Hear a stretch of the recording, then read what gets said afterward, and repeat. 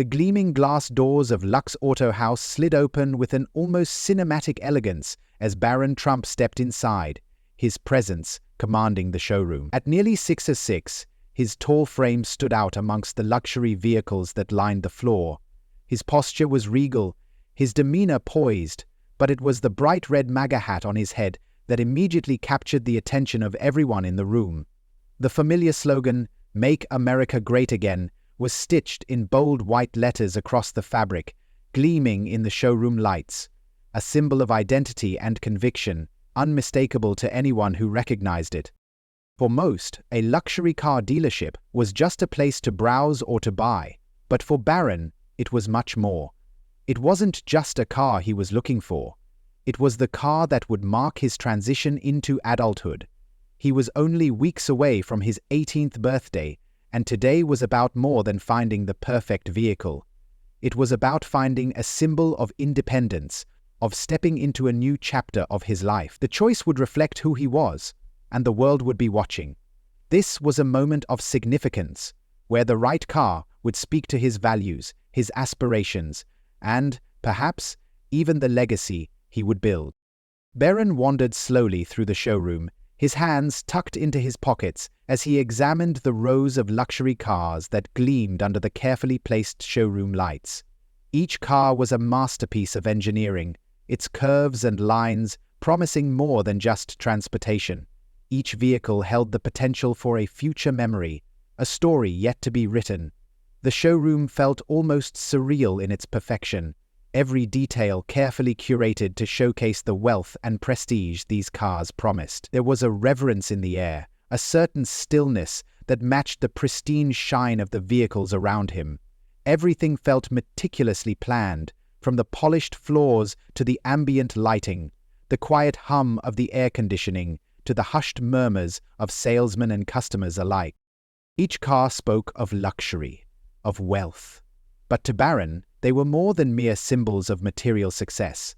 To him, they were emblems of ambition, of a future that was only just beginning.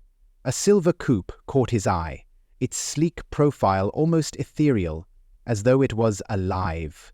It was the kind of car that beckoned to him, its design as dynamic as his own aspirations. The sharp lines, the aerodynamic frame. It was modern, refined, and powerful. Barron stepped closer, running his fingers lightly along the polished surface. It was a symbol of control, of movement, of progress.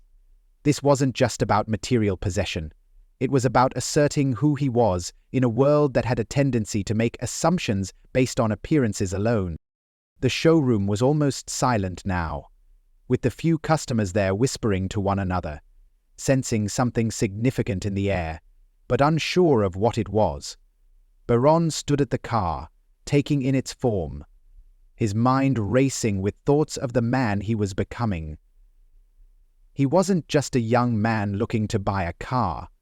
He was stepping into the world with purpose, with conviction. The right choice would show the world who he was, what he stood for, and though he didn't expect anyone to understand him completely, he wanted to be sure that this moment was one of clarity.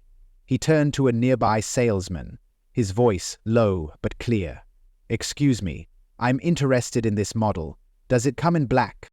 The salesman looked up, his friendly expression faltering for just a brief second when his eyes landed on Barron's hat. A flash of hesitation crossed his face, quickly masked by a practiced smile. Barron noted the brief shift in demeanor, but said nothing. It was subtle, almost imperceptible, but it lingered in the air like an unspoken judgment. The salesman stepped forward, though his tone was now slightly more cautious, almost guarded. "Yes, we can order that in black for you. Would you like to take a closer look at the specs?" Before the salesman could delve into the details, the atmosphere in the room shifted. The showroom manager, who had been quietly observing from the side, suddenly emerged like a shadow from the corner. His steps were measured, his gaze fixed firmly on Barron's hat. There was no mistaking the discomfort that flashed across the manager's face, but it was quickly replaced with a tight smile. But it was cold, unwelcoming. "Can I help you?" The words were sharp, almost aggressive. like a challenge issued with no intention of extending courtesy. The air around them thickened, the tension palpable as the moment hung between them. It was no longer about the cars, about the purchase. It was about something else, something unspoken.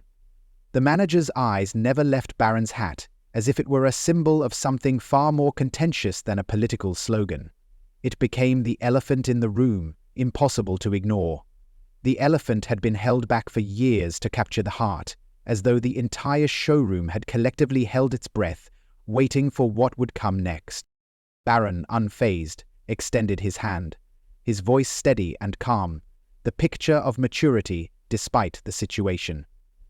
"I'm here to celebrate my 18th birthday. I was hoping to learn more about this model."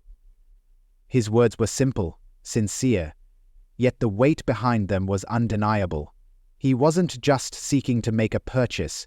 He was asserting his right to be here, to have a space in this world where he could stand without apology for who he was, without having to change to fit in. But the manager didn't shake his hand. Instead, he crossed his arms in front of him, his posture rigid, his expression hardening as though he were bracing for something. His smile vanished entirely, replaced with a disapproving frown. "We don't do politics here," he said, his voice cold and final. "This isn't the place for campaign gear." Barron's brow furrowed slightly, but his voice remained controlled, devoid of anger. "I'm not here for politics.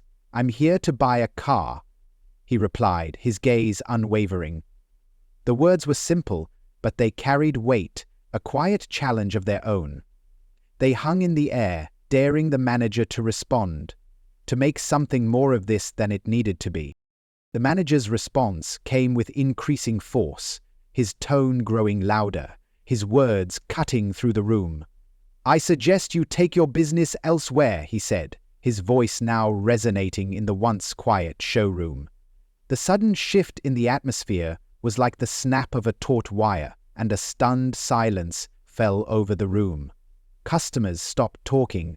Some looked up from their browsing, their eyes darting between the manager and Barron. Whispers began to circulate, and several heads turned, unsure of what to make of the situation. The manager's harsh words hung in the air like a challenge, but no one dared speak out, caught in the web of awkwardness and confusion. The energy in the room had shifted from an air of luxury to one of discomfort. It was no longer about the sleek cars, the polished floors, or the prestigious brand. It was about a confrontation. A line had been drawn in the sand, and no one seemed to know which side to take. Barron's jaw tightened ever so slightly, the only visible sign of the tension he felt. But his tone, unshaken, remained calm, though there was an edge to it now. "I'm a serious buyer," he said, his words measured, his gaze never leaving the manager's face. "Is there a reason you're asking me to leave?" The question hung in the air like a gauntlet thrown at the manager's feet. It wasn't a challenge of strength, but of principle. The manager's eyes narrowed, his lips pressing into a thin line as he took a step closer, his stance confrontational. "We reserve the right to refuse service," he snapped, his words final and dismissive. "This is private property."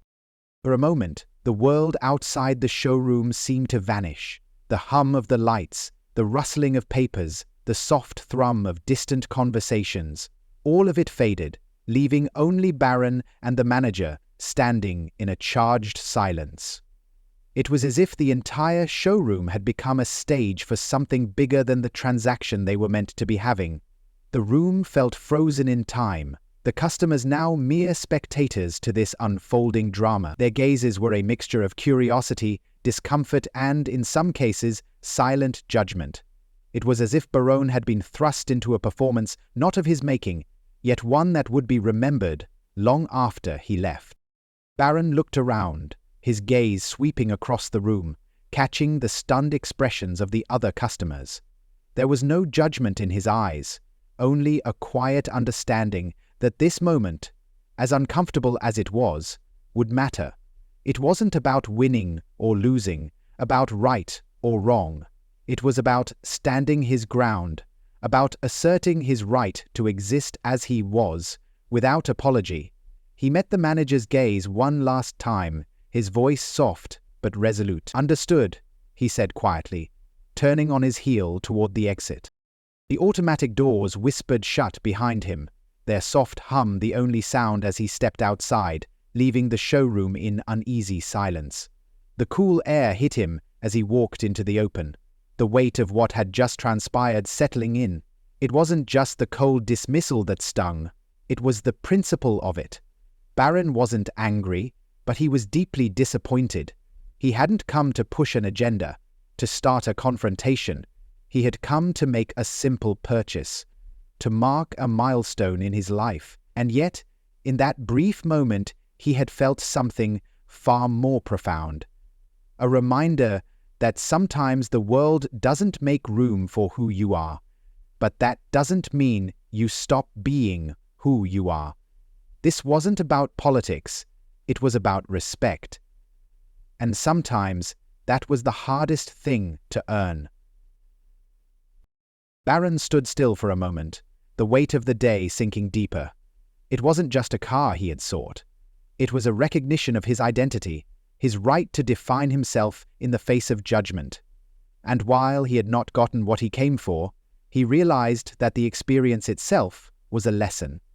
Sometimes the world wouldn't accept you as you were, but that didn't mean you had to change who you were. And that, he knew, was something he could hold on to. Here's the expanded version of the paragraph you provided, extended to match the length of the previous one. Outside, Barron took a moment to compose himself. The cool evening air kissed his skin, and he leaned against a nearby lamppost, letting the moment of stillness calm his racing thoughts. His mind replayed the entire encounter. Every word the manager had spoken, every look of disdain, the coldness of the dismissal that stung more deeply than he had anticipated. It wasn't humiliation that burned. It was the injustice of being judged based on his hat, something so superficial, so easily dismissed as a statement of belief. He hadn't asked for this. He hadn't come to start a political debate, yet it seemed as though everything about him had been reduced to that one symbol, a single item on his head that spoke louder than his actions or intentions. As he stood there, his eyes flickered to the dealership across the street, now a distant monument to an encounter he wasn't sure he could easily shake. Barron pulled out his phone, his fingers moving mechanically as he searched for the dealership's customer service number. The sleek device felt oddly out of place against the weight of the situation. His breath was steady, but there was a quiet fire in his chest. Something that demanded he not let this slide, that insisted on holding people accountable when they failed to treat others with the basic decency they deserved. As the call connected, he inhaled deeply and began to speak, his voice unwavering, calm and steady, despite the anger bubbling beneath the surface. He detailed the incident without embellishment, laying out exactly what had transpired, step by step, demanding accountability from Lux Auto House. He wasn't asking for special treatment, just the respect that was owed to every customer. "I'm not asking for special treatment," Barron said firmly, "but I do expect professionalism, no matter what I'm wearing. I expect to be treated with dignity as a paying customer." The representative, clearly taken aback by the maturity in Barron's voice, stammered for a moment before promising that the issue would be escalated. Barron didn't find this enough. He understood that accountability required more than just a phone call. It required action, and it required the world to know what had happened, to see the injustice unfold. Barron wasn't interested in making an example out of anyone. He simply wanted others to understand the weight of judgment based on something as trivial as a hat. His principles demanded something more, and he knew that this could be the chance to make people realize that respect should always come first. Just as he ended the call, a soft buzz from his pocket pulled him back to reality. His eyes dropped to his phone screen. A notification had come through. someone in the showroom had already recorded the entire ordeal. The video, titled "Luxury Car Dealership Kicks Out Young Customer Over MAGA Hat," was already making waves.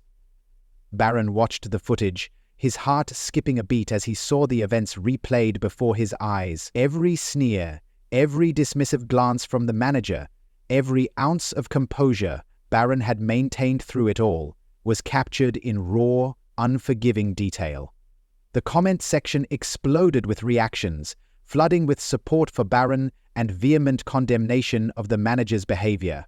Some praised Barron for his grace under pressure, others condemned the manager's actions as intolerable. The video spread like wildfire, with views soaring into the thousands within hours. Hashtags like "Respect All Customers" and "Kindness Over Politics" began trending across social media, propelling the video into the limelight. But for Barron, this wasn't about personal vindication. This wasn't about winning a battle. This was about something much bigger. This was about starting a conversation that transcended politics, transcended the surface-level judgments people made based on appearances, and focused on the universal need for respect. Barron didn't see himself as a victim. He saw an opportunity to make a change, to contribute to the dialogue in a way that was meaningful. Rather than basking in the viral storm, Barron saw a chance for something greater. He wasn't simply reacting to the injustice, he was using this moment to fuel a broader conversation. He wasn't just a victim of bias, he was a voice for unity, for standing up for what's right in the face of adversity.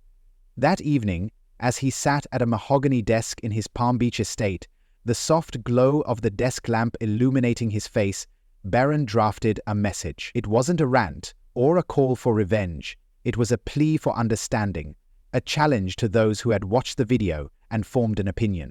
"Kindness isn't political," he wrote with steady hands. "And it costs nothing. All it takes is the decision to see people for who they are, not what they wear or where they come from."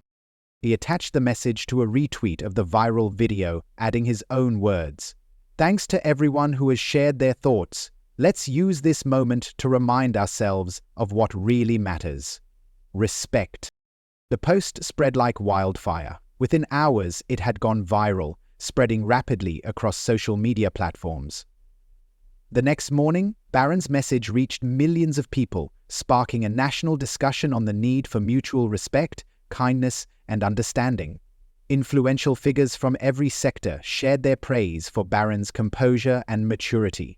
Meanwhile, Lux Auto House began to feel the weight of the backlash. Sales dropped, and the dealership was forced to issue an apology, promising an internal investigation. But the damage had already been done. The narrative had shifted, and it was no longer about Barron's hat. It was about how we treat others and how we should always put humanity first. But Barron wasn't focused on the dealership's downfall. His goal wasn't to tear anyone down, but to build something better. He wasn't interested in seeing Lux Auto House crumble. He wanted to ensure that this moment could be a catalyst for positive change, for everyone who had ever faced bias or prejudice based on something they couldn't control. Instead of dwelling on the negative experience, Barron turned his attention to something positive, something that could become a force for good. He reached out to Aurum Motors, a brand known for its inclusive values and forward-thinking approach, to inquire about a car that aligned with his vision. Within days, Aurum Motors responded, offering him a personal tour of their flagship dealership in Miami. When he arrived, the welcome was warm, and there was none of the cold dismissal he had experienced earlier. They treated him with the respect he deserved, and within minutes, Barron found the car that he had been searching for. The Aurum Apex, a sleek, jet-black electric vehicle that was as progressive as the message Barron wanted to amplify. During the purchase, he proposed an idea that would transform this moment into something even more meaningful. "What if this moment could become a movement?" Barron asked. "What if we could turn the purchase of this car into a campaign for respect, a campaign to remind people that kindness and professionalism are the standards we should uphold?" Aurum Motors executives were inspired by the idea, and within hours, plans were in motion. The company agreed to sponsor a nationwide campaign, Drive Respect, with Barron as the face of it. The campaign would aim to promote kindness, mutual respect, and professionalism, no matter one's political, social, or cultural background. The Drive Respect campaign launched to overwhelming success. The hashtag Drive Respect went viral, flooding social media with stories from people of all walks of life sharing their own experiences of overcoming prejudice and embracing kindness. The movement spread to schools, community centers, and businesses who began adopting the principles of the campaign, hosting workshops and discussions on respect in both personal and professional settings. Even competing car brands began to share the message.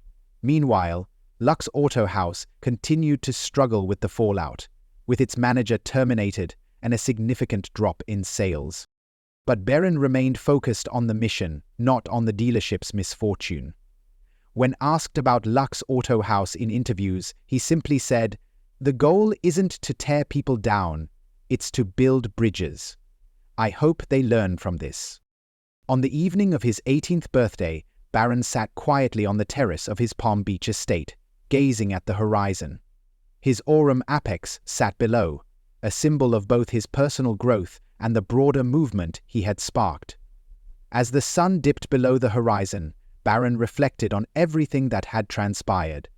It wasn't about the car or the fame or even the viral video.